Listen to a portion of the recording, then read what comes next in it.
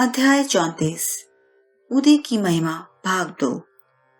Doctor का भतीजा doctor पिल्ले, श्यामा की भाभी, ईरानी कन्या, हरदा के महानुभाव, बंबई की महिला की प्रसव पीड़ा।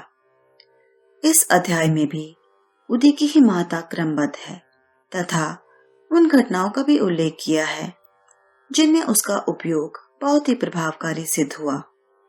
डॉक्टर का भतीजा। नासिक जिले के मालेगांव में एक डॉक्टर रहते थे। उनका भतीजा एक असाध्य रोग से पीड़ित था। उन्होंने तथा उनके सभी डॉक्टर मित्रों ने समस्त उपचार किए, यहाँ तक कि उसकी शल्य चिकित्सा भी कराई, फिर भी बालक को कोई लाभ न हुआ। उसके कष्टों का पारवार न था। मित्र और संबंधियों ने बालक के माता पिता को दैविक उपचार करने का परामर्श देकर श्री साईं बाबा की शरण में जाने को कहा, जो अपने दृष्टि मात्र से असाध्य रोग साध्य करने के लिए प्रसिद्ध हैं। अतः माता पिता बालक को लेकर शिरडी आए। उन्होंने बाबा को साष्टांग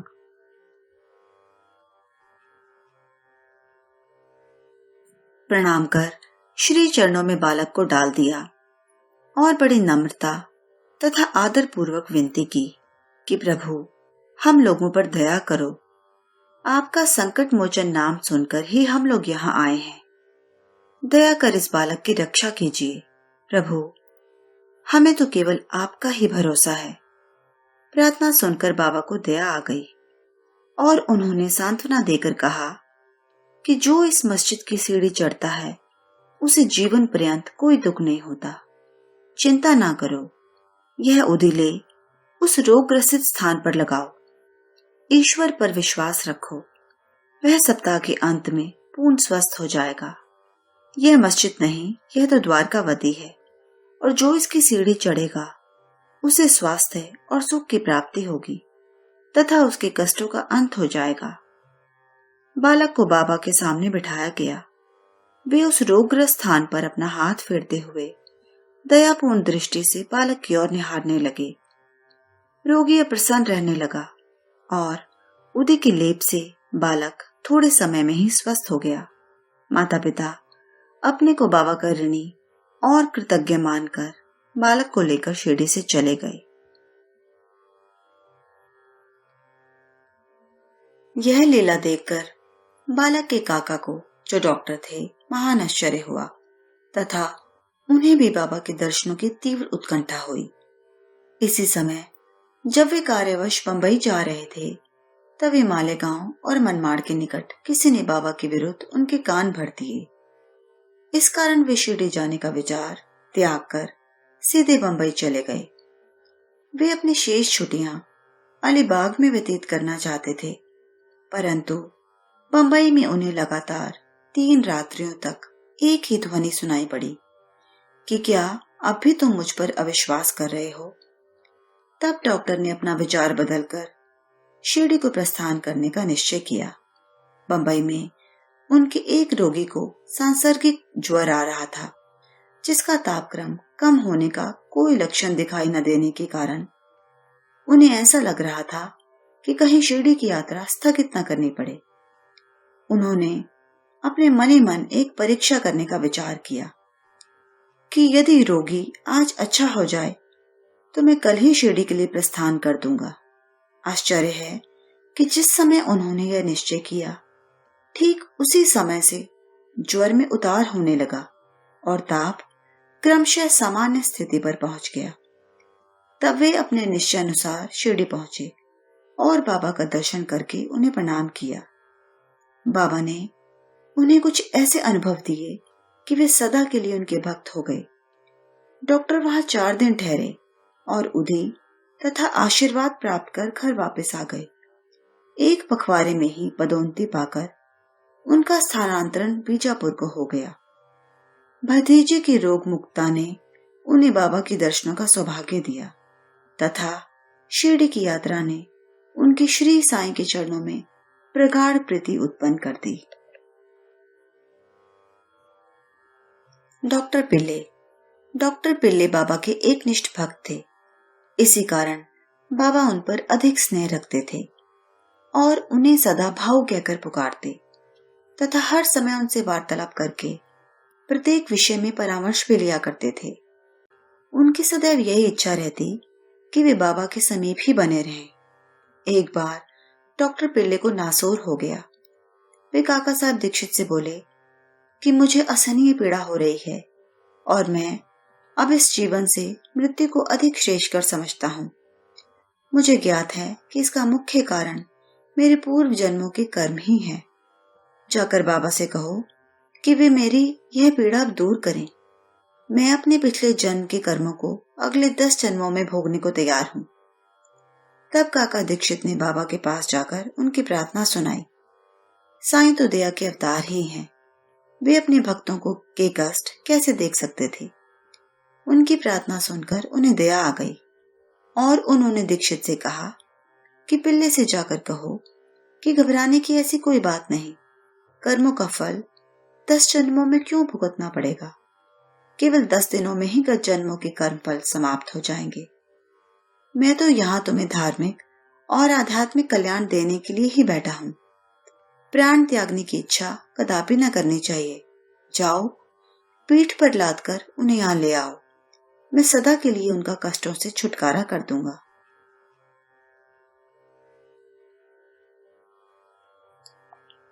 तब उसी स्थिति में पिल्ले को वहां लाया गया।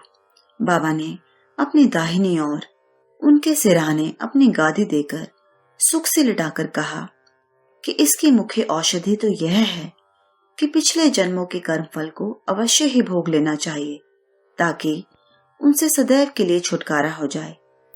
हमारे कर्म ही सुख दुख के कारण होते हैं, इसीलिए जैसी भी परिस्थिति आए उसी में संतोष करना चाहिए। अल्लाह ही सबको फल देने वाला है और वही सबका रक्षण करता है। ऐसा विचार कर सदैव उनका ही स्मरण करो। वे ही तुम्हारी चिंता दूर करेंगे। तन मन धन और वचन द्वारा उनकी अनन्य शरण में जाओ, फिर देखो कि वे क्या करते हैं। डॉक्टर पिल्ले ने कहा कि नाना साहब ने मेरे पैर में एक पट्टी बांधी है, परंतु मुझे उससे कोई लाभ नहीं पहुंचा। नाना तो मूर्ख है। बाबा ने कहा, वह पट्टी हटाओ, नहीं तो मर जाओगे।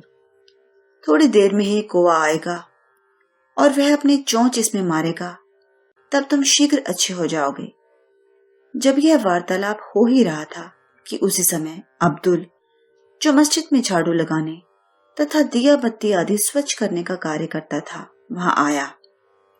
जब वह दिया बत्ती स्वच्छ कर रहा था तो अचानक ही उसका पैर डॉक्टर पिल्ले के नासूर वाले पैर पर जा पड़ा। पैर तो सूजा हुआ था ही, और फिर अब्दुल के पैर से दबा तो उसमें से नासूर के 7 कीड़े बाहर निकल पड़े। कष्ट असहनीय हो गया और डॉक्टर पिल्ले उच्च स्वर में चिल्ला पड़े, किंतु कुछ समय के बाद वे शांत होकर गीत गाने लगे। तब बाबा ने कहा, देखो भाऊ, अब अच्छा हो गया है और गाना गा रहा है। गाने के बोल थे, कर्म कर मेरे हाल पर तू करीम, तेरा नाम रहमान है और रहीम, तू ही दोनों आलम का सुल्तान है, जहां में नुमाया तेरी शान है, फना होने वाला है सब कारोबार, रहे नूर तेरा सदा आशकार, तू आशिक का हरदम मददगार है। फिर डॉक्टर पिल्ले ने पूछा कि वह कौवा कब आएगा और चोंच मारेगा। बाबा ने कहा, अरे क्या तुमने कोई को नहीं देखा? अब वह नहीं आएगा। अब्दुल, जिसने तुम्हारा पैर दबाया, वही कौवा था। उसने चोंच मारकर नासूर को हटा दिया। वह अब फिर से क्यों आएगा? अब जाकर बाड़े में विश्राम करो, तुम शीघ्र ही स्वस्थ हो जाओगे। उदे लगाने और पानी के साथ पीने से बिना किसी औषधि या चिकित्सा के वे 10 दिनों में ही निरोगी हो गए, जैसा कि बाबा ने उनसे कहा था। श्यामा के छोटे भाई की पत्नी। सामले विहेर के समीप श्यामा के छोटे भाई बाबा जी रहते थे। एक बार उनकी पत्नी को गिल्टियों वाला प्लेग हो गया। उसे ज्वर हो आया और उनकी जांघ में प्लेग की 2 गिल्टियां निकल आई। बाबा जी दौड़कर श्यामा के पास आए और सहायता के लिए चलने को कहा।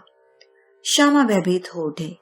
उन्होंने सदैव की भांति बाबा के पास जाकर उन्हें नमस्कार किया और सहायता के लिए उनसे प्रार्थना की तथा भाई के घर जाने की अनुमति मांगी। बाबा ने कहा कि इतनी रात्रि व्यतीत हो चुकी है, अब इस समय तुम कहाँ जाओगे? केवल उदी ही भेज दो। ज्वर और गिल्टी की चिंता क्यों करते हो? भगवान तो अपने पिता और स्वामी है, वह शीघ्र ही स्वस्थ हो जाएगी। अभी मत जाओ, प्रातःकाल जाना और शीघ्र ही लौट आना। श्यामा को तो उस मृत संजीवनी उदी पर पूर्ण विश्वास था।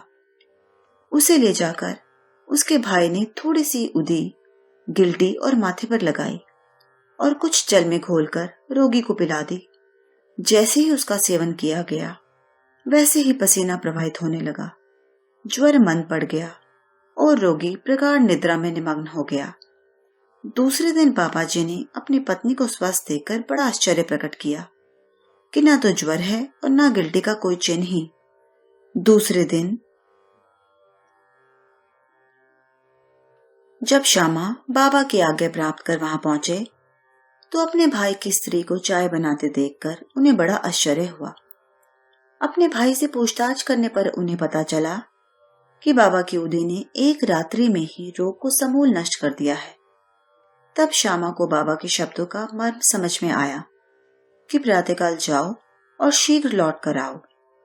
चाय पीकर श्यामा लौट आया और बाबा को प्रणाम करने के पश्चात कहने लगा कि देवा, यह क्या नाटक है?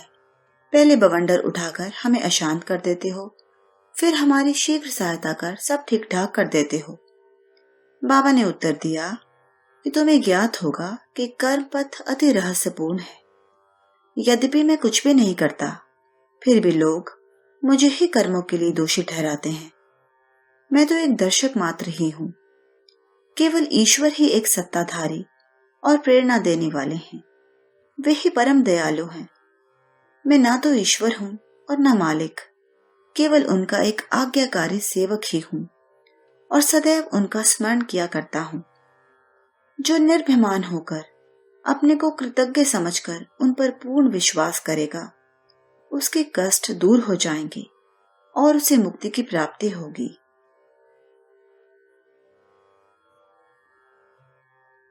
ईरानी कन्या। अब एक ईरानी भद्र पुरुष का अनुभव पढ़िए।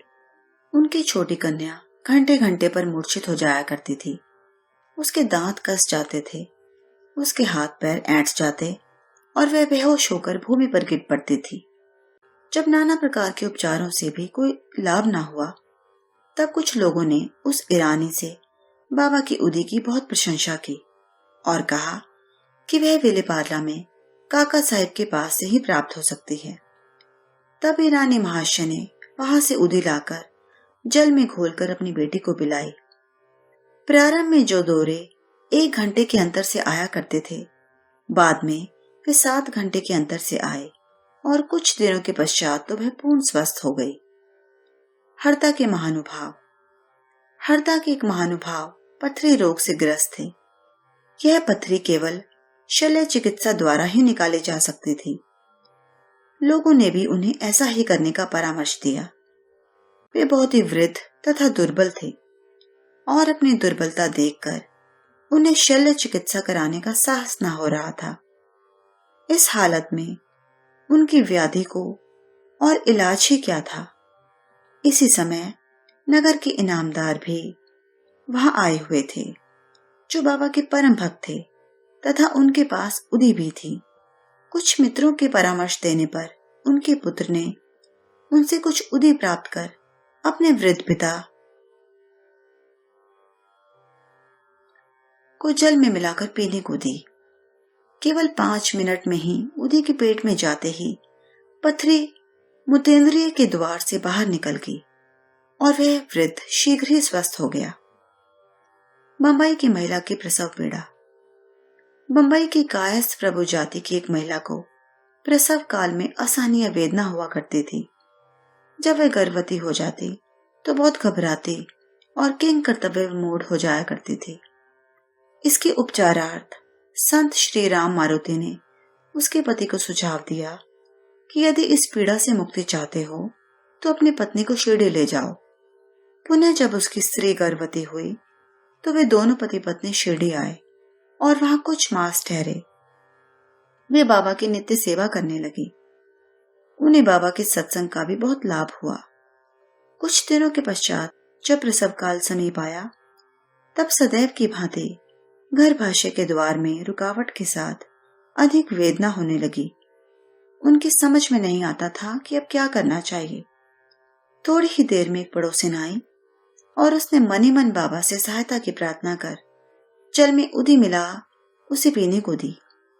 तब केवल 5 मिनट में बिना किसी कष्ट के ही प्रसव हो गया। बालक तो अपने भाग्यानुसार ही उत्पन्न हुआ, परंतु उसकी मां की पीड़ा और कष्ट सदा के लिए दूर हो गए। वे अपने को बाबा का बड़ा कृतज्ञ समझने लगे और जीवन पर्यंत उनके आभारी बने रहे।